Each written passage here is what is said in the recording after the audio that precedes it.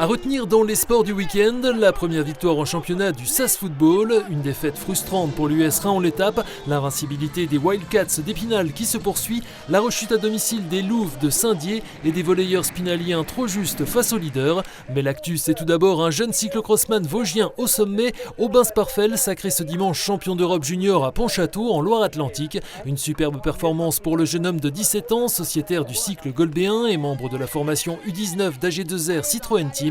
Suite dès ce week-end à Albi en Coupe de France, dont il avait remporté le classement général l'an passé. Voilà 11 journées que le SAS l'attendait, une première victoire cette saison dans le championnat national obtenue vendredi soir sur la pelouse du Nîmes Olympique, jusqu'alors invaincu à domicile. La rencontre avait pourtant mal débuté pour les Spinaliens qui ont concédé l'ouverture du score après seulement 18 secondes de jeu, mais les Boutons d'Or ont rapidement réagi en égalisant à la 10e minute sur ce service dans la profondeur d'Ismaël Camara pour Esteban Le Paul.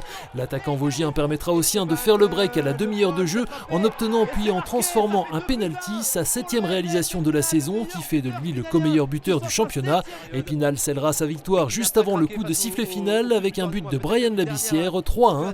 Aux Spinaliens désormais d'enclencher une série pour quitter leur place de lanterne rouge avec un prochain match vendredi à domicile face à Avranches, actuel 9e sur 18 équipes. Toujours en football, 2 échelons en dessous en National 3. Notez en revanche sur ces images la défaite de l'US Rhin en l'étape 2-0 face à Sarre-Union. Les joueurs de la Porte des Vosges ont manqué de réussite devant le but et ont fait les frais du réalisme des Alsaciens qui ont ouvert le score à l'heure de jeu et doublé la mise dans le temps additionnel. Raon repasse en 12e position, à 3 points derrière l'ES Taon qui s'est imposé 4-3 ce dimanche chez la réserve de Metz. À suivre le premier acte du derby vosgien samedi prochain à Taon. Et de 6e victoire en autant de journées pour les Wildcats d'Épinal, victorieux samedi soir à domicile face aux Dogs de Cholet pour leur 3e match en une semaine. Malgré un effectif toujours privé de 5 joueurs majeurs, Nechala, Charpentier, Serkovnik, Nemchek et Rappen, les Verts et Noirs ont maîtrisé leur sujet et les débats en ouvrant le score après seulement 1 minute de jeu sur un contre de Rudzan conclu par Pernod, avant de doubler la mise au cœur de la première période grâce à cette interception de Herchak qui parvenait à servir Lubin 2-0 après 10 minutes de jeu. Les 2516 spectateurs de Poisson-Pré en redemande, ils vont être servis. Au retour des vestiaires, à la faveur d'une supériorité numérique, Florian Sabatier passe la 3e couche et à 2 de plus cette fois, Peter Herchak fera de même juste avant la fin du 2e tiers, 4-0. La fatigue finira par se faire sentir dans la dernière période. À force d'insister, les visiteurs vont réduire l'écart, revenant à 4-2 à 3 minutes du terme. Dans la foulée, Peter Herchak, sur ce palais perdu, appliquera la touche finale avant une nouvelle réduction du score anecdotique de Cholet. Victoire 5-3 donc au final. Surtout, je vais tirer un gros chapeau à nos 5 défenseurs qui se sont battus tout le match. Ça a dû être compliqué pour eux.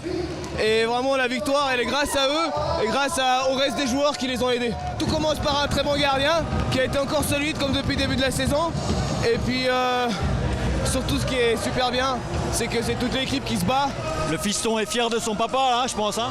Bah, je sais pas, j'espère. Après, lui, à la maison, il me dit que je dois marquer 5 buts à chaque match. Alors, je sais pas, t'es fier ? Oui ? Ah bah alors oui. Toujours leader, Épinal creuse l'écart sur ses poursuivants avec 4 points d'avance désormais sur le 2e Mont-Blanc où les Spinaliens joueront samedi prochain.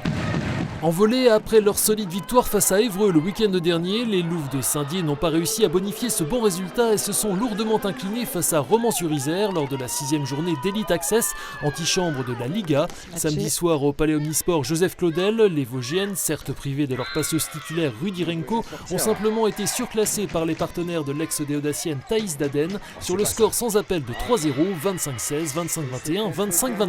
On n'a pas été dans un bon jour, ça c'est une évidence. On a laissé Roman qui a fait un très bon match, prendre confiance, nous mettre sous pression en permanence. Et quand on est dominé dans le domaine du service et de la réception, on est en difficulté offensivement. Donc c'est une défaite complètement logique. Saint-Dié repasse 3e ex-aequo, à suivre un déplacement dans 15 jours chez le 2e Bordeaux.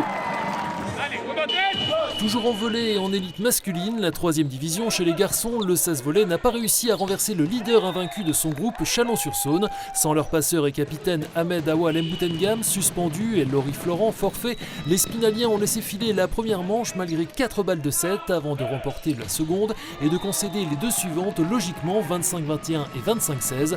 La faute à un manque de rotation et de difficulté à conclure, une prestation encourageante malgré tout. sont premiers invaincus, c'est pas pour rien. Malgré tout, je pense qu'on livre une belle bataille. Je pense que le premier set, on peut s'en mordre les doigts parce qu'on doit le gagner et puis on le voit, on le paye à la fin, quoi. Et puis des responsabilités accrues pour vous ce soir. Effectivement, premier match titulaire à la passe de toute ma carrière, donc c'est vrai que c'est assez impressionnant à ce niveau-là. J'ai effectivement senti à un moment un petit manque d'expérience et ça, on va le travailler en espérant qu'on fasse mieux au fil de la saison. Pour un point, Épinal sort temporairement du top 4, synonyme de play-off. À suivre un déplacement dans 15 jours chez la Lanterne Rouge Asnières pour le dernier match de cette phase aller. Plus d'images et de résultats ce lundi soir dans votre émission Côté Sport avec Pierre Manzo, membre de l'équipe de France de grappling, l'entraîneur adjoint et manager général des Wildcats d'Épinal Nicolas Martin et Anthony Perchat de Vosges Matin, première diffusion à 19h.